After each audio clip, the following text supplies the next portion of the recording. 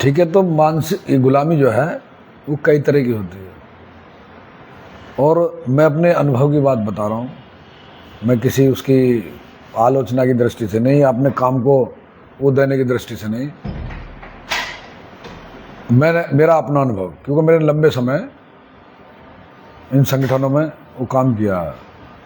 एक आध संगठन में नहीं किया, बहुत संगठनों में काम किया। संघ में मैंने जैसे बाल्यकाल से संघ के माध्यम से, भाजपा के माध्यम से, आर्य समाज में भारत स्वाभिमान स्वामी रामदेव का जो संगठन था उसमें मैं जिलाध्यक्ष था, उसका मैं राष्ट्रीय महासचिव और राष्ट्रीय अध्यक्ष भी रहा। तो जो जीवन का अपना अनुभव है, तो ये जो संघ है आरएसएस, मैं वास्तविकता बता रहा हूं, आज तक एक भी समाज का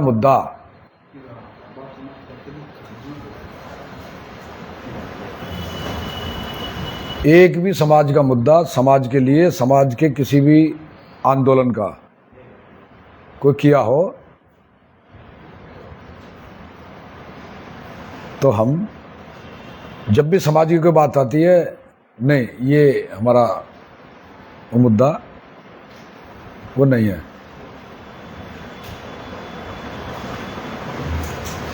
मैं समझ नहीं पाया। अच्छा, मैं उधर आ जाऊँ? अच्छा,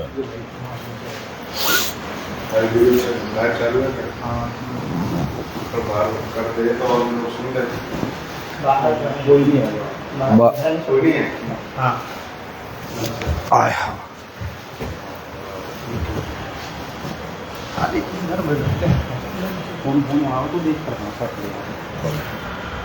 अब देखो मानसिक गुलामी कैसी होती है। अभी मैं आपको बताता हूं, जब चढ़ता ना रंग किसी का, तो हम हमारा अहित वो सब भूल जाते हैं। अभी YouTube पर देश के प्रधानमंत्री का एक भाषण पढ़ा है 8 नवंबर 2016 का। ये विषय मैंने इसलिए छेड़ा कि उनका वो जो विषय है, लोन में फंसे हुए हैं, बैंक लोन में, तो इसलिए विषय थोड़ा वो समझ लेंगे। तो 8 नवंबर 2016 का भाषण है, उसको दोबारा सुनना। उस भाषण को शाम को 8 बजे का है। उस पर देश के प्रधानमंत्री आते हैं और क्या कहते हैं, बड़े नोट के कारण देश में आतंकवाद बढ़ता, भ्रष्टाचार बढ़ता और काला धन बढ़ता। ये 3 बातें वो कहीं, और हमको देश को आतंकवाद मुक्त करना है, काले धन से मुक्त करना और भ्रष्टाचार से मुक्त करना। ये बात 3 बार बोली है उस भाषण में, राष्ट्र को संबोधित करते हुए। और वो बोले इसलिए हम आज रात को 1000 का और 500 का करेंसी नोट लीगल टेंडर नहीं रहेगा। बड़े नोट के कारण आतंकवाद बढ़ता, भ्रष्टाचार बढ़ता और काला धन बढ़ता, और वो हमें खत्म करना। इसलिए 1000 का और 500 का करेंसी नोट लीगल टेंडर नहीं रहेगा। जब बड़े नोट से आतंकवाद, काला धन, भ्रष्टाचार बढ़ता है, तो अगले दिन कौन सा नोट आया? 2000 का आया ना। बड़े नोट के कारण काला धन, भ्रष्टाचार, आतंकवाद बढ़ता, और 1000 का 500 के बड़े नोट हैं, इसलिए हम आज इनको रात को ये legal tender, currency note legal tender नहीं रहेंगे। अगले दिन कौन सा आया? 500, 2000। तो बड़े नोट बंद हुए या बड़ा नोट लॉन्च कर दिया? लॉन्च किया। अरे 140 करोड़ लोगों की समझ में नशा था किसी का, वो छवि ऐसी बनी हुई थी कि ये तो आगे ना पीछे बाल ना बच्चे, ये किसके लिए क्यों करेगा। लेकिन जो कह रहा है उसके ठीक विपरीत बड़ा नोट वो लॉन्च कर दिया। अब साइज में छोटा हो और वैल्यू में वो दुगना कर दिया। देखने में चूरन कैसा लगता था।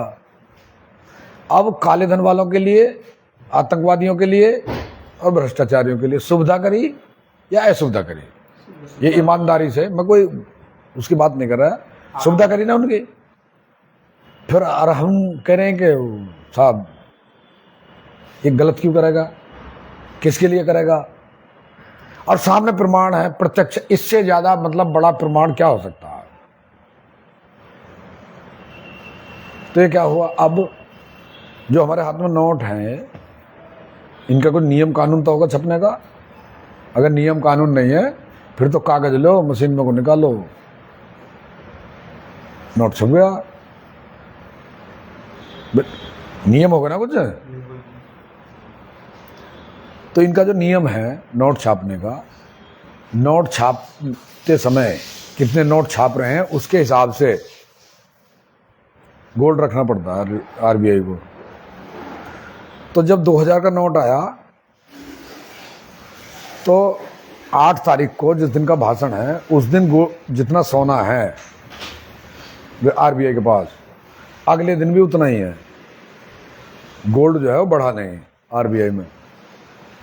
लेकिन 8 तारीख को जो भाषण है उस दिन आरबीआई के पास जो नोट छपे हुए हैं वो हैं 16 लाख करोड़ के, आरबीआई के रिकॉर्ड के अनुसार। और अगले दिन जैसे ही 2000 का नोट आया तो नोट हो गए 35 लाख करोड़ के। 18 लाख करोड़ की करेंसी वो बिना गोल्ड रखे, बिना सोना रखे, बिना नियम के, बिना कानून के वो छाप दिए और मार्केट में उतार दिए। जबकि नियम है तो इसका मतलब क्या किया, कागज को नोट में कन्वर्ट कर दिया, बिना नियम कानून के वो नोट वो छाप दिए। 18 लाख करोड़ की, मतलब 1947 से लेकर देश में कितनी करेंसी छपी 2016 तक, 16 लाख करोड़ की। और एक ही रात में छप गई 18 लाख करोड़ की।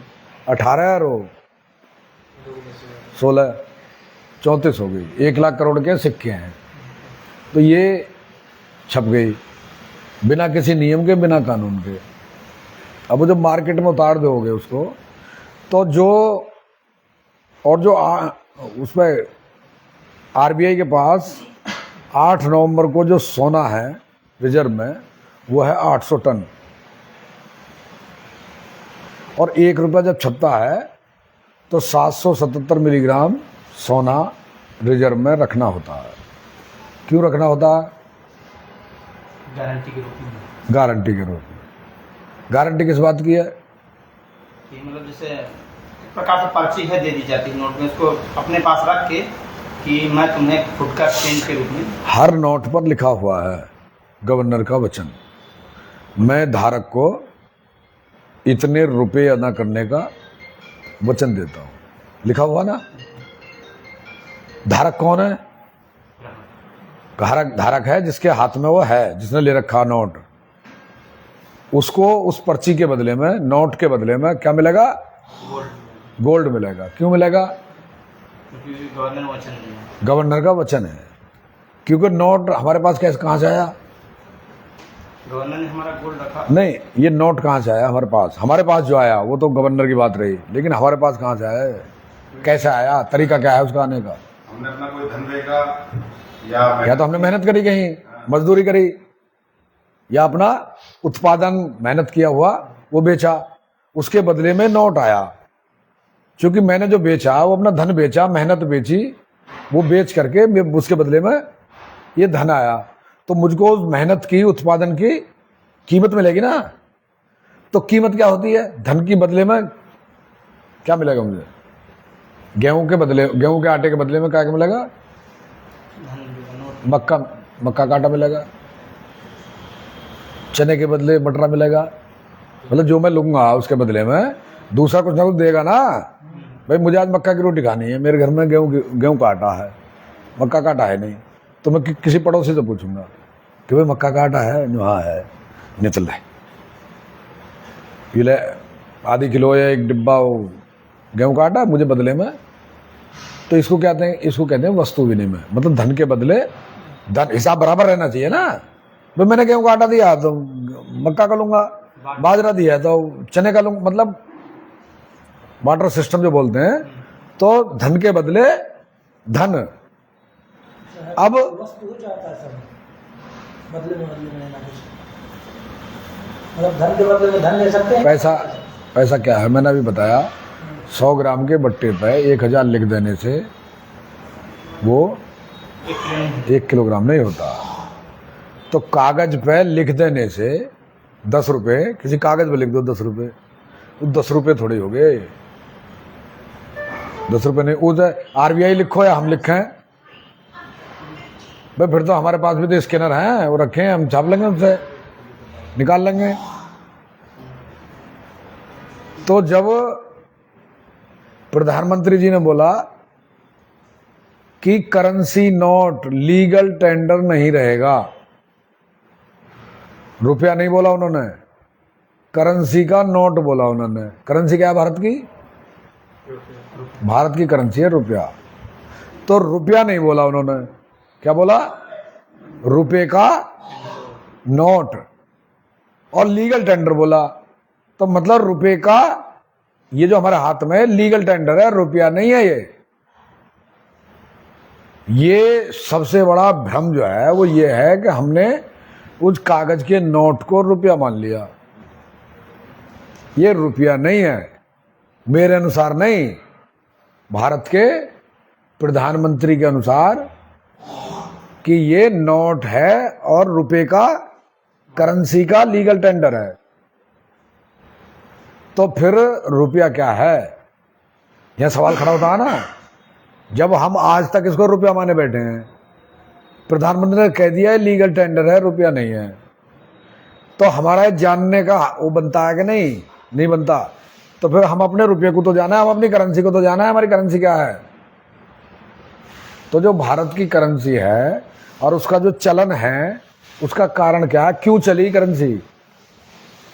वो करेंसी इसलिए चली कि हम जो अपने खेतों में उत्पादन करते हैं वो अपनी जरूरत से ज्यादा करते हैं। अब जरूरत से जब ज्यादा है हमारे पास, अगर उसको भंडार करके रखेंगे तो क्या होगा? मौसम के अनुसार उसका खराब होने के चांस हैं, गलने सड़ने के चांस हैं, बीजने के चांस हैं। इसलिए हमारे महापुरुषों ने कहा कि भाई जितना आपकी जरूरत का है उतना तो रखो, बाकी किसी जरूरतमंद को दे दो और उसकी वैल्यू लो। तो उस वैल्यू लेने के लिए और ऐसी चीज की वैल्यू बनाओ जो कभी खराब ना होती हो, जो कभी घटती ना हो, कभी बढ़ती ना हो, जो स्थिर रहे। ऐसी चीज रखो वैल्यू में। मतलब वो जो वस्तु हम देंगे किसी को जो जरूरत से ज्यादा है, उसकी कीमत लेंगे ना, तो कीमत जो है वो ऐसी लो जो खराब ना हो। अनाज हम इसलिए दे रहे हैं खराब होने का चांस है, तो वो खराब ना हो। तो उसके लिए हमारे महापुरुषों ने, और वो धन हो बदले में जो हम लें, खराब ना हो और धन के बदले हम धन लें। तो हमारे यहाँ करेंसी बनी सोना और चांदी।